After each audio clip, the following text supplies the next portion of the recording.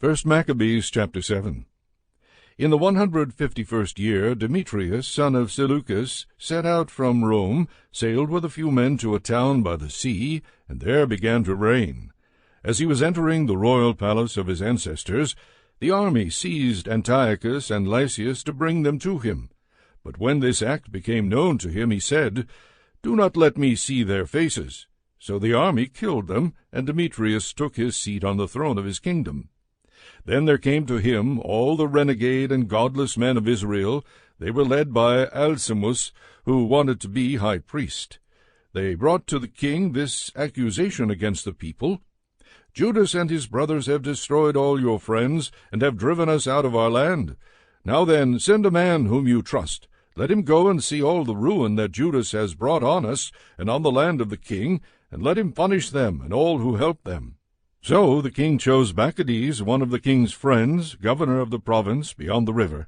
He was a great man in the kingdom, and was faithful to the king. He sent him, and with him he sent the ungodly Alcimus, whom he made high priest, and he commanded him to take vengeance on the Israelites.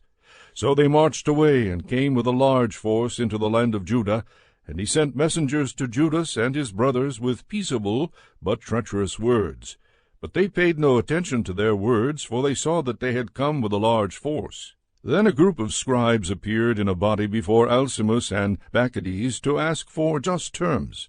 The Assyrians were first among the Israelites to seek peace from them, for they said, "A priest of the line of Aaron has come with the army, and he will not harm us." Alcimus spoke peaceable words to them, and swore this oath to them: "We will not seek to injure you or your friends." So they trusted him. But he seized 60 of them, and killed them in one day, in accordance with the word that was written, "The flesh of your faithful ones and their blood they poured out all around Jerusalem, and there was no one to bury them."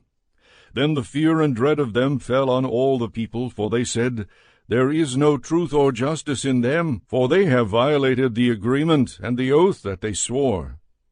Then Bacchides withdrew from Jerusalem and encamped in Beth-zaith. And he sent and seized many of the men who had deserted to him, and some of the people, and killed them, and threw them into a great pit.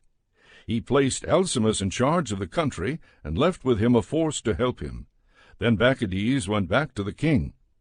Alcimus struggled to maintain his high priesthood, and all who were troubling their people joined him. They gained control of the land of Judah, and did great damage in Israel. And Judas saw all the wrongs that Alcimus and those with him had done among the Israelites. It was more than the Gentiles had done. So Judas went out into all the surrounding parts of Judea, taking vengeance on those who had deserted, and preventing those in the city from going out into the country. When Alcimus saw that Judas and those with him had grown strong, and realized that he could not withstand them, he returned to the king, and brought malicious charges against them. Then the king sent Nicanor, one of his honored princes, who hated and detested Israel, and he commanded him to destroy the people. So Nicanor came to Jerusalem with a large force, and treacherously sent to Judas and his brothers this peaceable message: "Let there be no fighting between you and me. I shall come with a few men to see you face to face in peace." So he came to Judas, and they greeted one another peaceably. But the enemy were preparing to kidnap Judas. It became known to Judas that Nicanor had come to him with treacherous intent, and he was afraid of him and would not meet him again.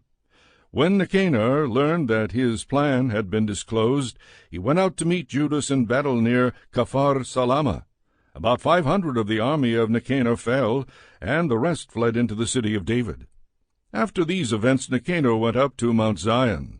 Some of the priests from the sanctuary and some of the elders of the people came out to greet him peaceably, and to show him the burnt offering that was being offered for the king.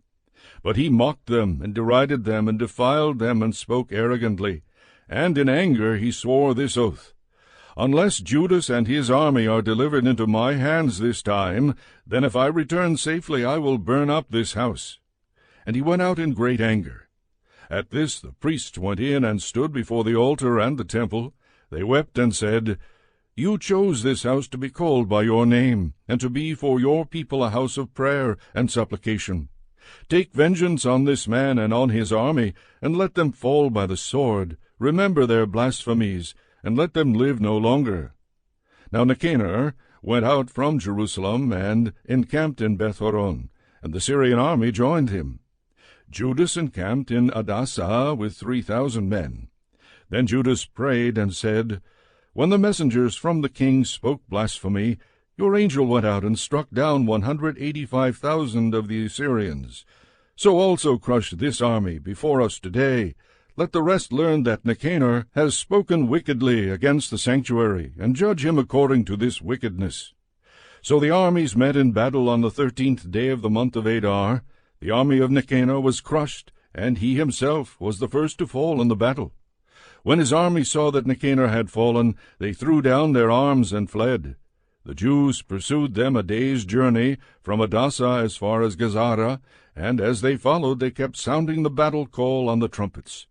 People came out of all the surrounding villages of Judea, and they outflanked the enemy and drove them back to their pursuers, so that they all fell by the sword, not even one of them was left. Then the Jews seized the spoils and the plunder. They cut off Nicanor's head and the right hand that he had so arrogantly stretched out, and brought them and displayed them just outside Jerusalem. The people rejoiced greatly and celebrated that day as a day of great gladness. They decreed that this day should be celebrated each year on the 13th day of Adar. So the land of Judah had rest for a few days.